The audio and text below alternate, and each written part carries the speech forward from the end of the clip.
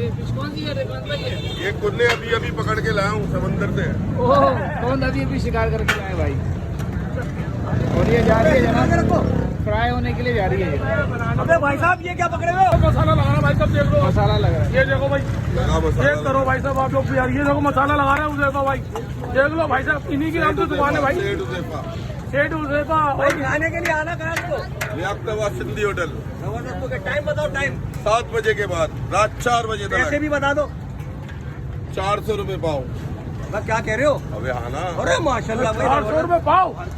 अरे भाई साहब 400 रुपए पाओ, यानी कि इसका मतलब है 400 8 8 1600 रुपए किलो है भाई साहब। आ जाओ उज़ैफा फिश वाले के पास, VIP लियाकताबाद सिंधी होटल पे आ जाओ, जल्दी फटाफट आ जाओ। अबे आ जाओ ये आ गई, ये आ गई, ये आ गई भाई साहब, ये आ गई 400 रुपए पाओ। ये आ गई, ये जा रही है फ्राई होने के लिए। ये कितने किलो का पीस है? भाई ये 3-4 किलो का पीस होगा। 3-4 किलो का पीस है। जबरदस्त, इसका वेट करना पड़ेगा। माशाल्लाह भाई जबरदस्त।